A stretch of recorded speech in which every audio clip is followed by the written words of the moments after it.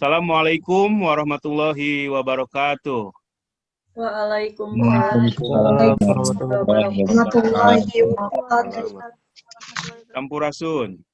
Rampes. Alhamdulillah kita semua bisa berjumpa kembali di mata kuliah kita perubahan sosial. Oke, hari ini Rabu 23 Desember 2020. Mudah-mudahan kita semua, Anda semua berada dalam lindungan Allah dan sehat walafiat lahir dan batin ya. Oke. Dan jangan lupa untuk selalu bahagia ya. Oke. Supaya tidak stres ya. Oke, pada kesempatan kali ini, minggu ini kita akan membahas topik yang ke-12 ya. Nggak terasa kita sudah di pertemuan ke-12 ya di mata kuliah kita ini.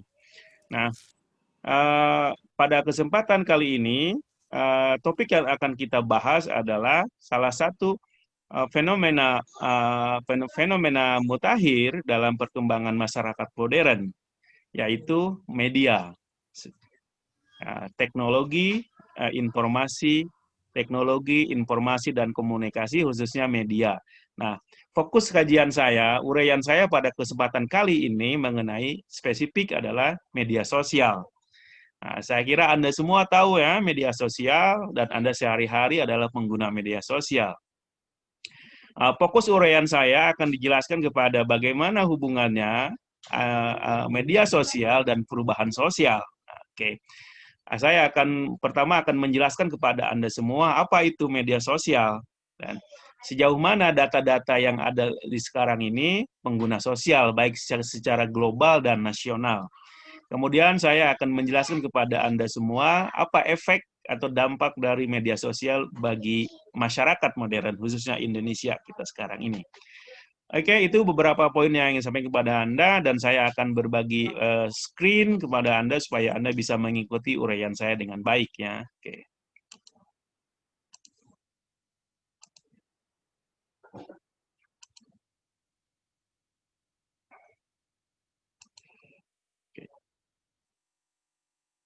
Oke, mana ini? Oke.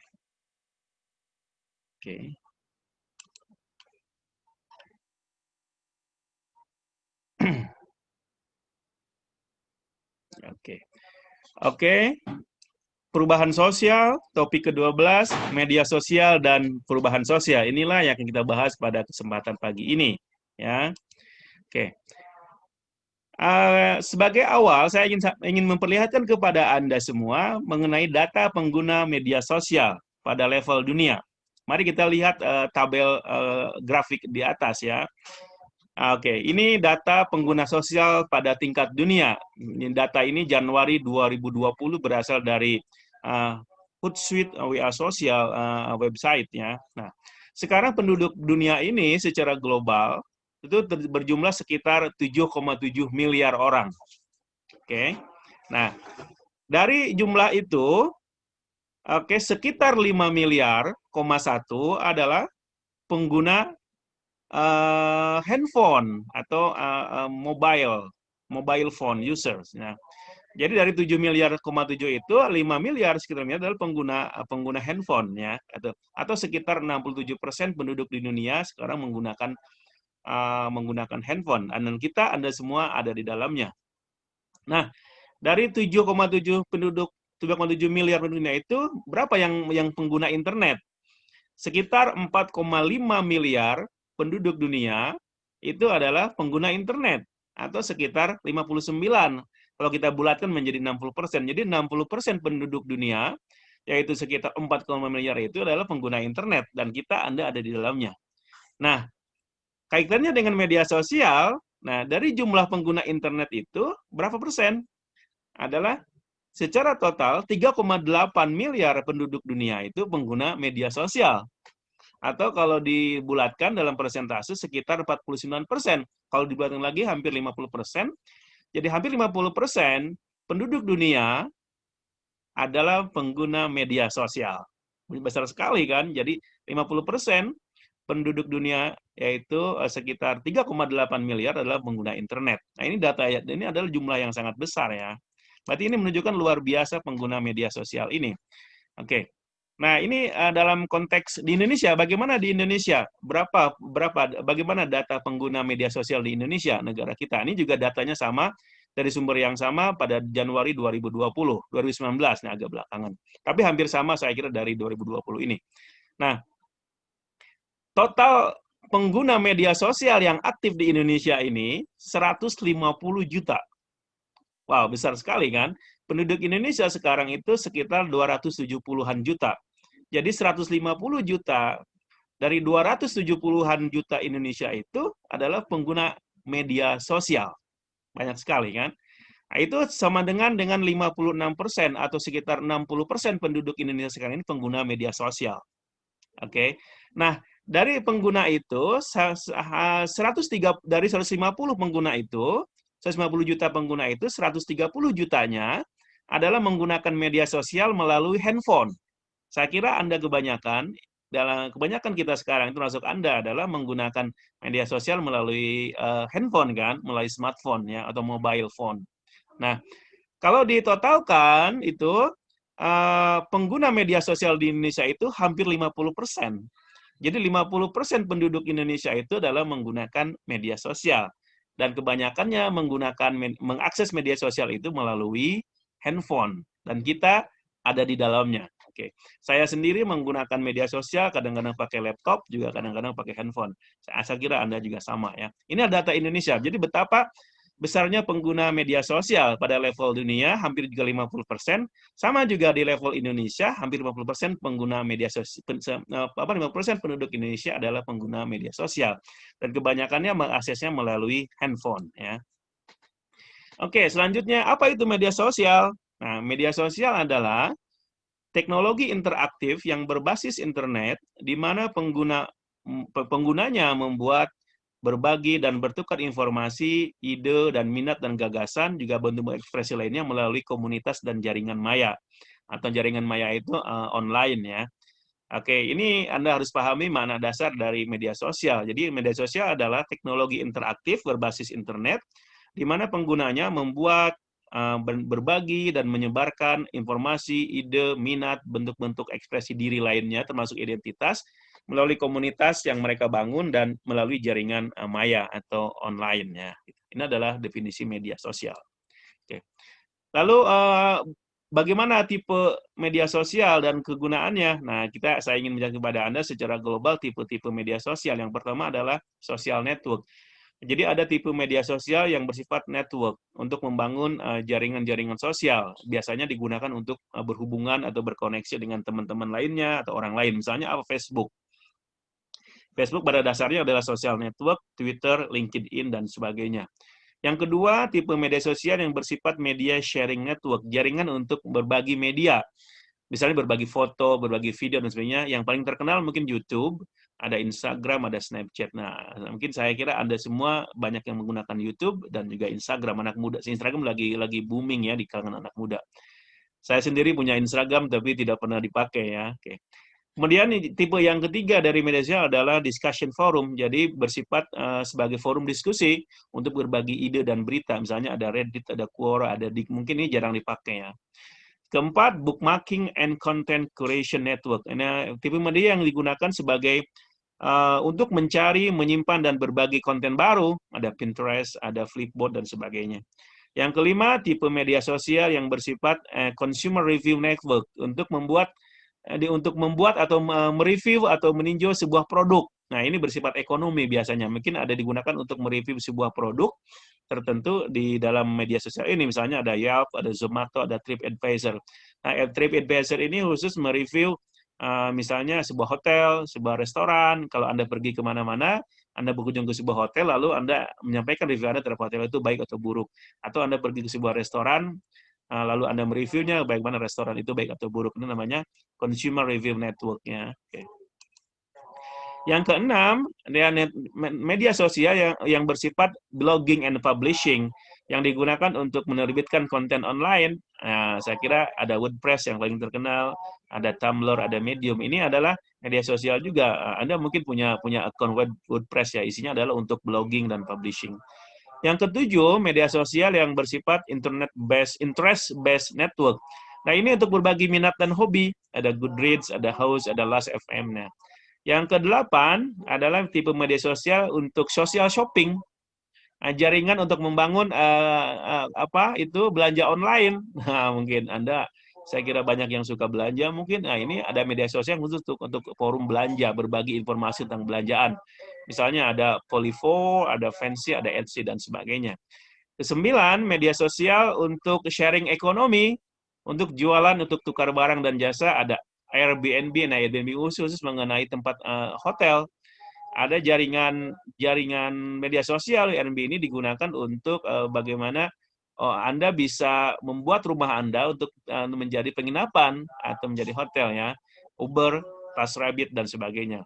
Kesepuluh, ada network, ada media sosial yang digunakan untuk anonimus sosial, artinya Anda untuk bisa berkomunikasi dengan orang lain tanpa Anda menyebutkan identitas diri Anda secara anonim supaya bebas. Nah, ini bisa ada Whisper, ada SFM, ada After School dan sebagainya. Ya, oke. Nah, sekarang kita masuk ke Indonesia. Pertanyaannya, kira-kira media sosial yang paling populer di Indonesia itu apa? Nah, ini data dari Januari 2019, saya kira tidak jauh beda dari data 2020. Diambil dari sumber yang sama, yaitu Hootsuite WR Social. Nah, 4 besar media sosial yang paling populer di Indonesia adalah yang pertama YouTube. Jadi 88% pengguna media sosial di Indonesia menggunakan YouTube. Oke, jadi ini paling populer ya, media sosial yang paling populer di Indonesia adalah YouTube. Kemudian yang kedua WhatsApp. Nah ini kita semua termasuk pengguna WhatsApp ya. 83% pengguna media sosial di Indonesia menggunakan WhatsApp. Yang ketiga Facebook ya. Pengguna media sosial di Indonesia itu sekitar pengguna media sosial melalui Facebook adalah 81%. Yang keempat, Instagram, yaitu sekitar 80% pengguna media sosial Indonesia menggunakan Instagram. Nah, ini adalah 4 besar ya. Dan saya kira kita semua, Anda semua ada di dalam ini, Anda mungkin pengguna YouTube, Anda pengguna WhatsApp, Anda pengguna Facebook, Anda pengguna Instagram. Nah, akhirnya. Yang ke bawahnya ada yang mungkin kurang populer di Indonesia. Twitter saja di Indonesia hanya digunakan oleh 52% pengguna media sosial di Indonesia. Tapi ini menunjukkan betapa luar biasanya pengguna media sosial di Indonesia. Nah, ini penjelasan yang tadi, ada 10 besar di Indonesia, media sosial yang populer di Indonesia. Yang paling pertama YouTube, yang terakhir adalah Pinterest. Nah, mungkin Anda pengguna selain yang 10 ini, mungkin Anda pengguna yang tidak 10 ini, tapi mungkin kurang populer ya. Oke. Sekarang pertanyaannya, apa yang media sosial lakukan? Nah, biasanya kan gitu. Apa fungsi media sosial? Atau sekarang kita bertanya, media sosial yang begitu dominan di Indonesia itu dan dunia itu apa sebenarnya yang media sosial lakukan kepada kita semua? Nah, kita bicara di sini fungsi ya, atau fungsi media sosial. Nah, media sosial itu pertama berfungsi sebagai alat dan sarana yang membuat penggunanya dapat berbagi informasi, foto, ide, event, dan sebagainya dalam waktu yang cepat dan real. Nah, saya kira kita semua menggunakan media sosial sebagai alat dan sarana untuk membuat kita bisa berbagi informasi, identitas diri, foto diri. Ketika Anda makan, Anda foto. Anda jalan-jalan, ada foto, gitu kan. Anda punya ide, sampaikan juga, atau informasi lainnya. Tapi dalam kelebihannya adalah media sosial adalah semua itu disampaikan dalam waktu yang cepat dan real. Oke. Berbeda dengan email misalnya. Kemudian media sosial juga telah merubah cara hidup kita dan cara kita melakukan bisnis. Nah, ini jelas nih, kita berbicara tentang pengaruh atau efek dari media sosial dalam kehidupan kita. Tanpa kita sadari atau tidak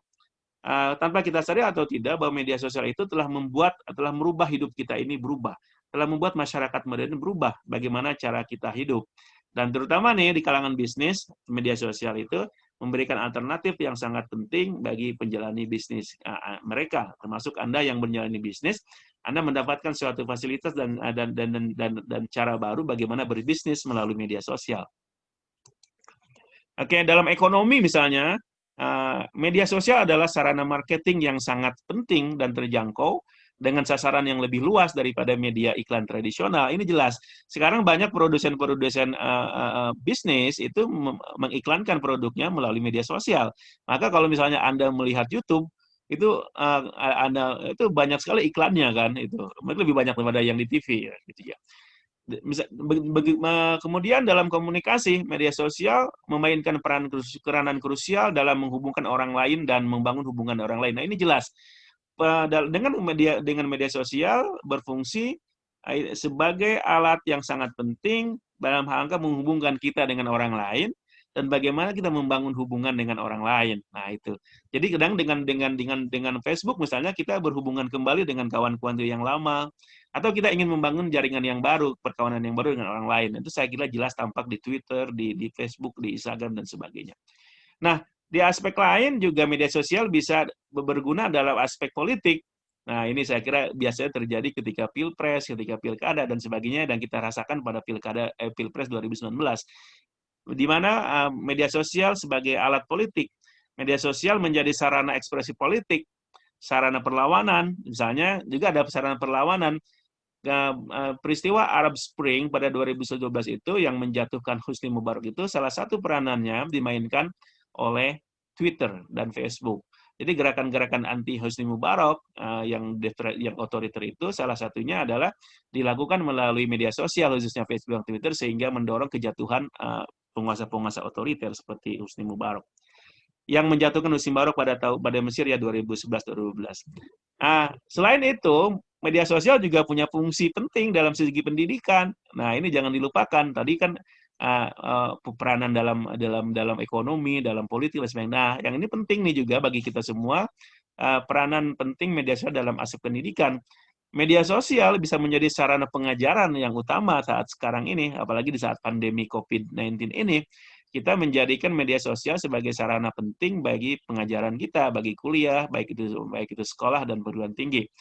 Oke, ini sangat penting media sosial. Misalnya kita kan tidak bisa terlepas dalam komunikasi menggunakan WhatsApp, menggunakan YouTube, Facebook, dan sebagainya. Oke.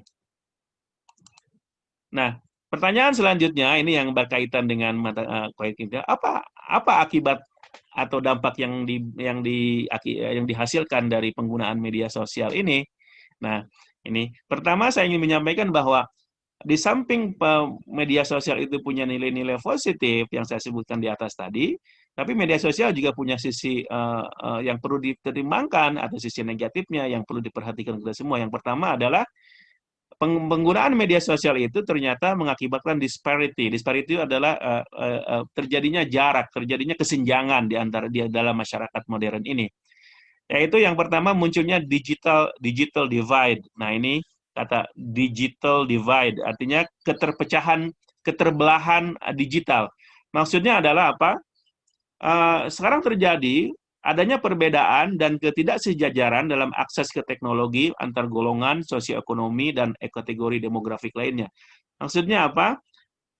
Sekarang ini terjadi ada masyarakat atau kelompok masyarakat yang punya akses yang sangat bagus kepada teknologi, khususnya media sosial. Tetapi pada saat yang sama juga ada kelompok lain yang susah akses ke media sosial itu. Akibat karena ada disparity, ada digital divide ini, keterbelahan digital. Ada orang yang punya akses bagus, tapi sesama juga ada kelompok lain yang tidak punya bagus. Ini kita rasakan, misalnya orang kota itu kan mudah akses ke media sosial atau internet secara umum, tapi orang-orang di pegunungan relatif sekarang susah mempunyai akses ke internet. Maka mungkin Anda yang tinggal di daerah tertentu tidak bisa mengikuti kuliah ini karena dengan alasan sinyal yang buruk dan sebagainya. Nah, ini adalah contoh dari digital divide namanya. Kemudian orang miskin, gelandangan, orang usia lanjut, orang desa, mereka adalah punya akses sedikit atau tidak punya akses sama sekali kepada akses komputer dan internet. Ini namanya contoh dari digital divide. Kemudian kelas menengah dan atas di perkotaan, sebaliknya mereka punya akses yang sangat tinggi kepada komputer, kepada internet dan media sosial. Nah, pada sebagian orang, digital divide ini bentuknya dalam aspek bahwa ada sebagian orang hanya sebagian orang berfungsi sebagai produsen konten media sosial, tapi pada saat yang sama juga ada orang lain yang menjadi konsumen. Ada orang yang sebagian menjadi produsen konten media sosial, tapi ada yang hanya menjadi konsumen saja. Nah, Anda ada di mana? Apakah Anda hanya konsumen media sosial saja atau hanya produser? Oke, atau dua-duanya. Oke. Nah, ini adalah salah satu contoh beberapa bentuk dari namanya disparity atau ketersenjangan yang diakibatkan oleh penggunaan media sosial sekarang ini ya. Nah, yang kedua, dampak atau efek dari dari penggunaan media sosial yang begitu marak adalah justru memperkuat stereotyping. Nah, kalau Anda kan mungkin sudah belajar mengenai konsep stereotyping di salah satu konsep penting sosiologi, yaitu stereotyping adalah asumsi-asumsi yang dikembangkan oleh kita atau siapapun terhadap orang lain atau kelompok lain, yang itu berdasarkan kepada prasangka dan kepada generalisasi yang belum tentu terbukti secara benar ya. Contohnya apa? Penggunaan media sosial meningkatkan stereotyping di kalangan anak-anak dan kelompok umur lainnya. Nah, gitu. Oke. Kemudian di kalangan remaja misalnya punya asumsi tertentu dan asumsi ini dengan media sosial justru menjadi semakin kuat. Nah, gitu. Nah, yang paling jelas adalah diperkuatnya stereotyping melalui media sosial adalah gender stereotype. Hanya siapa yang mesti disebut maskulin, siapa yang disebut dengan feminin, bagaimana soal laki-laki dan perempuan, ini justru stereotyping ini diperkuat oleh media sosial. Nah, ada orang-orang yang memperkuat bagaimana seharusnya perempuan berbuat atau lelaki berbuat atau bersikap dan sebagainya ini melalui media sosial. Pengguna perempuan cenderung menunjukkan emosi mereka dalam posting. Nah, ini juga stereotyping. Pengguna lelaki cenderung menggunakan dirinya sebagai kuat, mandiri, dan sebagainya. Nah, misalnya kalau Anda laki-laki kan pasti Anda memunculkan diri Anda dalam media sosial Anda sebagai orang yang kuat, orang yang macho, dan sebagainya. Tapi perempuan sebaliknya, orang yang feminin, dan sebagainya. Nah, ini adalah salah satu contoh bahwa semakin dikuatkannya gender stereotype dalam media sosial. Nah, ini dalam beberapa hal tentu merugikan karena belum tentu stereotyping itu benar ya, karena berdasarkan asumsi dan prasangka yang tidak berdasar. Oke. Terutama dalam konsep yang ini banyak dirugikan adalah pihak perempuan ya. Yang ketiga, dampak dari penggunaan media sosial yang begitu marak pada saat sekarang adalah menunjukkan polarisasi politik. Nah, ini kalau kita bicara tentang polarisasi politik, berarti bicara tentang ketika pilpres, ketika pilkada, dan sebagainya. Misalnya, polarisasi politik itu terjadi keterpecahan masyarakat menjadi dua polar, menjadi dua pihak A dan pihak B. Nah, itu jelas ketika misalnya pilpres 2019 lalu. Banyak orang menggunakan media sosial untuk memperoleh informasi dan berita yang sesuai dengan pilihan politiknya. Nah, Anda misalnya, ketika Anda menggunakan media sosial, YouTube misalnya, Anda hanya akan mengakses channel-channel YouTube yang sesuai dengan aspirasi politik Anda. Kalau Anda pendukung Prabowo, Anda hanya akan mengakses channel politik yang pro Prabowo. Dan sebaliknya, tidak akan mengakses atau menolak yang pro terhadap Jokowi dan sebaliknya. Kalau Anda mendukung Jokowi, Anda hanya akan mengakses sumber-sumber yang mendukung Jokowi dan sebaliknya menolak yang mendukung Prabowo. Akibatnya terjadi kepemahaman yang sepotong-sepotong tentang sesuatu isu karena Anda hanya ingin melihat apa yang Anda suka, bukan melihat apa yang semestinya Anda lihat. Nah, ini saya kira yang menjadi problem dalam dunia sekarang ini.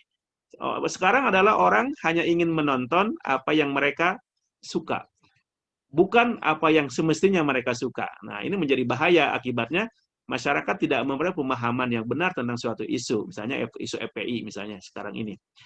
Nah, terjadinya political polarization ini membuat masyarakat terpecah secara politik akibat sikap seseorang atau atas suatu isu dipengaruhi oleh identifikasinya kepada partai atau ideologi politik tertentu.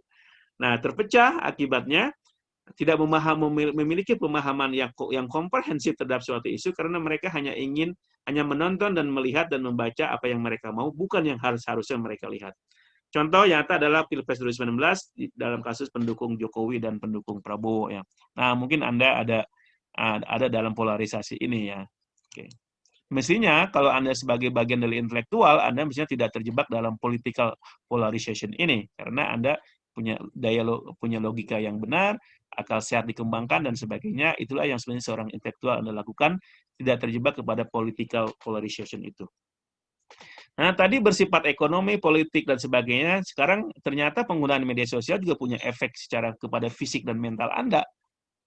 Percakapan emosional dan kemarahan dalam media sosial bisa saja terbawa kepada dunia nyata. Nah, orang misalkan ada tanda petik ada perang atau perang kata-kata di media sosial, itu bisa saja mempengaruhi ketika keluar dari media sosial, membuat Anda murung, Untuk ada stres. Nah, ini banyak terjadi kan, banyak orang yang misalnya di kalangan teman, di kalangan remaja, mereka mungkin berbeda pendapat, saling serang dengan kawannya, tapi itu berakibat kemudian kepada kehidupan mereka yang real, menjadi murung, pemarah, dan sebagainya.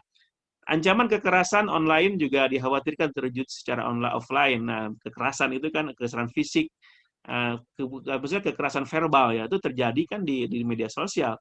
Itu bisa berpengaruh kepada dunia offline Anda.